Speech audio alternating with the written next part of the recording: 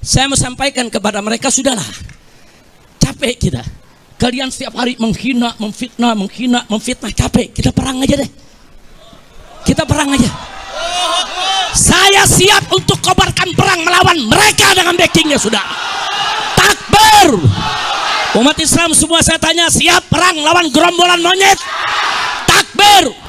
Daripada kita perang-perang begitu seperti kata beliau itu mau nantang perang monyet-monyet, lebih baik kita perang argumentasi, perang epistemologis. Bagaimana nasab Balawi yang sudah putus ini dipertanggungjawabkan oleh mereka di hadapan publik. Orang tua kita Guslim untuk bersedia menjadi penyelenggara terjadinya debat antara saya dan Rizik Syihab. Tetapi terus terang saya, Kang Mas Yusuf, pesimis. Assalamualaikum warahmatullahi wabarakatuh. Kali ini saya akan mereaction video dari Habib Rizik Syihab dengan video Kiai Imaduddin yang sumber videonya daripada Sukat TV, yang menanggapi perkataan Habib Rizik Syihab sebelum menonton video Habib Rizik Syihab. Di dalam cuplikan kami mohon untuk menonton video lengkapnya yang sudah kami buat supaya tidak salah paham. Mari kita dengarkan. Saya kesini nih mau konfirmasi nih, Kiai. Kemarin saya podcast dengan Sunan Ampel, Kiai Munawir, yang mengatakan menantang Habib Rizik untuk berdebat dengan Kiai Imad. Kemudian saya juga podcast dengan salah satu kiai sepuh yaitu Guslim di Bogor, pengasuh pondok pesantren Ibnu Akil. Malahan beliau lebih maju lagi, Kiai. Siap untuk menggelar debat nasab ini antara Kiai dan Habib Rizik. Hadiahnya ini luar biasa ini, bukan karena Guslim mengatakan bahwa bukan mereka tidak punya uang, saya yakin Kiai Imad itu banyak uangnya, kemudian Habib Rizik umroh berkali-kali, tetapi rasa bahagianya kalau ini terjadi, debat ini akan diumrohkan nih, umroh bersama, termasuk saya nih pada suatu TV sebagai saksi sejarahnya. Luar biasa. Ya, saya ucapkan terima kasih sama Guslim, seorang kiai yang kita kenal sangat mempunyai karisma di wilayah Kabupaten Bogor dan sekitarnya, dan saya menyambut baik usulan beliau, orang tua kita Guslim, untuk bersedia menjadi penyelenggara terjadinya debat antara saya dan Rizik Syihab.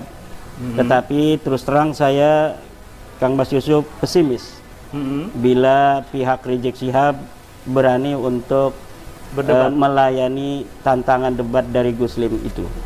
Tapi Kiai Imad itu serius ini, siap kalau ada undangan untuk berdebat dengan Habib Rizik. Ketika saya membuat sebuah tesis itu kan sebenarnya menunggu antitesis. Iya. Ketika antitesis itu ada, nanti kita lihat antitesisnya ini memenuhi syarat tidak untuk disebut antitesis dari sebuah tesis yang telah dikeluarkan oleh seorang peneliti seperti saya. Iya.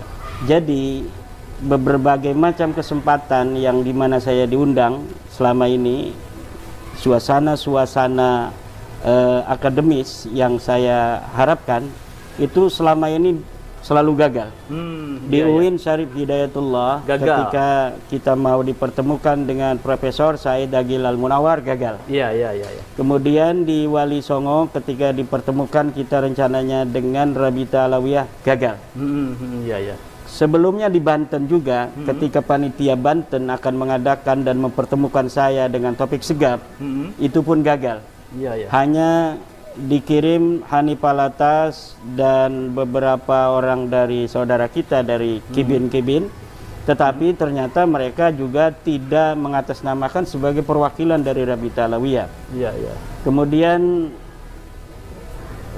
dari berbagai macam narasi yang dibuat seakan-akan bahwa saya tidak berani berdebat, itu sebenarnya adalah sebuah framing yang menurut saya tidak perlu untuk ditanggapi. Karena memang saya menunggu. Jadi kalau apabila pihak Rizik Syihab ketika ditantang oleh Kiai dari Bogor, Guslim, itu kemudian menerima, daripada kita perang-perang begitu seperti kata beliau itu mau nantang perang monyet-monyet. Lebih baik kita perang argumentasi, perang epistemologis. Bagaimana nasab Ba'alawi yang sudah putus ini dipertanggungjawabkan oleh mereka di hadapan publik. Iya, iya. Alhamdulillah akhirnya Kiai Haji Imaduddin menanggapi perkataan Habib Rizik Syihab masalah perang.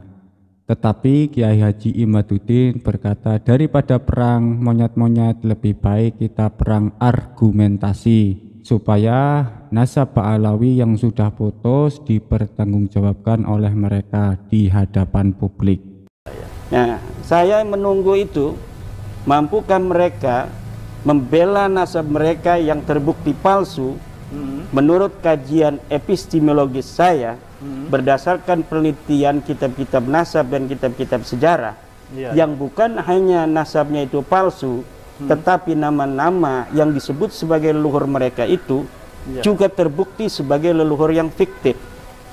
Kan ini kan luar biasa, tetapi ini akademis berdasarkan dalil dan referensi yang jelas.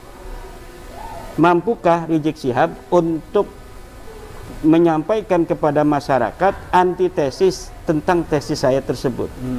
Jadi saya sekali lagi menyampaikan sebuah apresiasi yang tiada terhingga untuk Guslim, kiai kita dari Bogor. Apabila betul dari pihak Rizik Syihab itu menerima tantangan dari Guslim itu, insya Allah saya akan datang. Siap Kiai Imad ya? Siap. Iya, ini saya konfirmasi nih. Saya catat ini tebal-tebal. Kiai Imad siap untuk berdebat dengan Habib Rizik Syihab yang akan digelar di Pondok Pesantren Ibnu Agil. Ini kita harapkan ini bisa tergelar. Tapi lagi-lagi Kiai Imad ini seringkali Kiai Imad di framing sebagai Kiai Imaduddin Al-Kaburi karena di Banten itu Kiai Imad tidak datang. Ini cukup mengganggu apa tidak ini? Saya itu tidak terlalu memikirkan apa yang dipersepsikan orang terhadap saya. Iya. Jadi orang boleh berkata apapun tentang kita dan kita tidak mempunyai kendali atas mereka. Tapi kita punya kendali atas diri kita sendiri. Jadi apa saja dalam hidup ini itu tidak boleh kita sebagai manusia berjalan di atas dunia ini berdasarkan persepsi orang tentang kita, tetapi bagaimana respon kita terhadap persepsi orang itu. Jadi yang kita bisa kendalikan adalah diri kita sendiri. Orang mau berkata apa tentang diri kita itu silahkan, tetapi kita bisa mengendalikan respon terhadap apa yang mereka katakan. Dan tentang apa namanya itu di Banten itu Kiai Salim dari Cilacap sudah memberikan klarifikasi. Karena memang beliau adalah sebagai salah satu orang yang berada di tengah-tengah acara itu.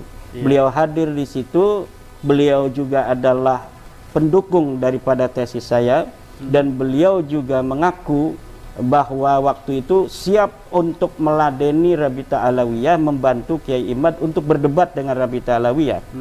Asalkan Rabita Alawiyah itu betul-betul atas nama Rabita Alawiyah. Jadi walaupun bukan topik segap, tetapi yang hadir itu mendapatkan surat mandat dari Rabita Alawiyah.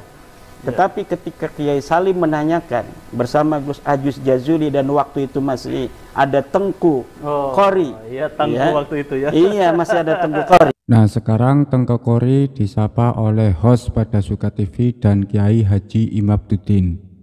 Senyum dari host pada Suka TV kayaknya menyindir Tengku Qori yang membelot ke klan Ba'alawi. Halo Tengku. Ketika ditanya oleh Kiai Salim, apakah Hanif Alatas Qurtubi Lebak itu mewakili daripada Rabita Alawiyah, mereka jawab tidak.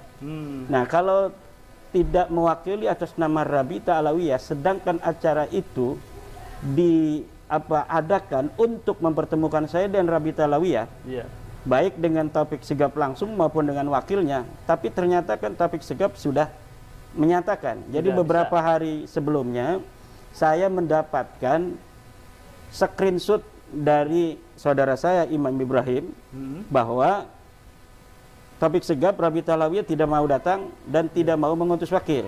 Oke. Sementara waktu itu, tapi bisa berubah kan, beberapa hari itu kadang-kadang manusia itu pikirannya berubah. Ya. Itulah yang saya antisipasi, takut ada perubahan. Tiba-tiba mereka datang. Ketika kita nggak datang, tiba-tiba mereka datang. Akhirnya saya memberikan apa namanya semacam surat mandat. Karena itu juga diminta oleh Tengku Qori bahwa Kiai agar ada sebuah kenang-kenangan buat saya dalam hidup saya merantau ke Jawa ini, bahwa saya pernah membela Kiai, membela nasab Rasulullah. Tolong bikinkan sebuah surat mandat atas nama saya dan beberapa perwakilan lainnya, akan saya laminating dan akan saya pajang katanya di tembok sebagai kenang-kenangan dalam hidup saya. Oke, saya penuhi permintaan Tengku Qori itu. Ya, saya membuat dengan tangan saya sendiri.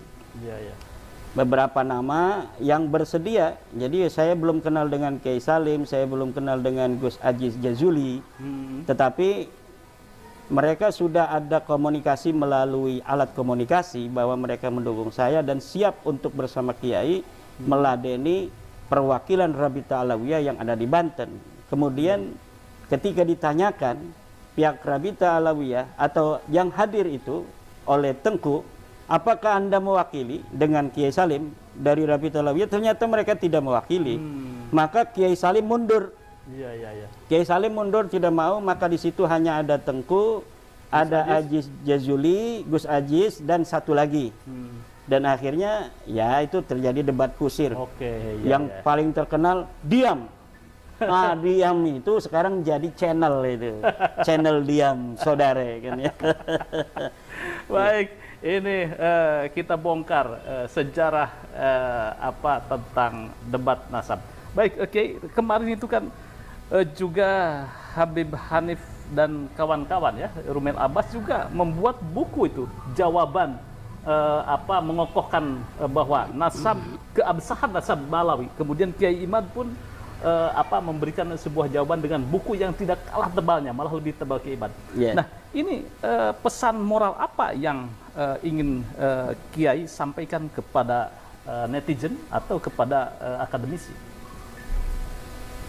Kita sudah memiliki preseden terhadap gaya Balawi dari buku-buku kitab-kitab yang kita baca di dalam sejarah Balawi, bahwa sejak dulu gaya-gaya mereka itu tidaklah terlampau berbeda dengan gaya zaman sekarang. Bagaimana skandal ilmiah yang dibuat oleh Ali Asakran yang menyebut nama ulama-ulama sebelumnya, yang banyak sekali dalam kitabnya Al-Burqatul Musyiqah, bahwa nasab mereka sebagai seorang sayyid itu sudah dilegitimasi oleh ulama-ulama masa lalu, dan disebutkan di situ oleh Ali Asakron nama-nama ulama. Ternyata ketika kita verifikasi dari kitab-kitab ulama-ulama tersebut, maka ulama tersebut sama sekali tidak menyebutkan itu. Nah, tetapi mereka rajin sekali, Kang Mas Yusuf, membuat buku dan membuat kitab-kitab. Ada 27 kitab minimal dari masa lalu sebelum ada bab nasab ini, yang menyatakan atau menghimpun pendapat-pendapat mereka tentang bahwa nasab mereka itu sahih. Jadi sebenarnya mereka itu sejak lama meragukan nasabnya mereka sendiri, sehingga dengan itu mereka memerlukan sebuah penguatan terus-menerus tiada henti sampai hari ini terbongkar selama 550 tahun dari 895 sampai 2022-2023 itu 550 tahun kebohongan kedustaan nasab mereka, yang sebelumnya mereka mengaku 895, dari 345 juga adalah 550 tahun. Jadi 550 tahun mereka mengaku dari mulai 895 sampai hari ini, dan yang diaku itu adalah orang yang wafat 550 tahun tanpa ada bukti sama sekali secara empiris, secara epistemologis, dan secara kitab nasab juga hari ini dari hasil genetika tes DNA. Oke, baik. Ini luar biasa. Ini akan kita kupas nanti kalau debat sengit antara Kiai Imad versus Habib Rizik. Terima kasih Kiai. Terima kasih, sama-sama Kang Mas Yusuf. Jadi sekali lagi siap ya debat siap. Dengan Habib Rizik ya? Siap. Oke. Bagaimana dengan Pak Habib Rizik? Siap kan untuk berdebat dengan Kiai Imad? Kami mohon dari pihak Habib Rizik Syihab untuk menanggapi perkataan dari Kiai Haji Imad untuk berdebat masalah nasab Alawi, supaya masyarakat Indonesia tidak dibuat bingung masalah nasab Alawi atau sering disebut juga dengan habaib.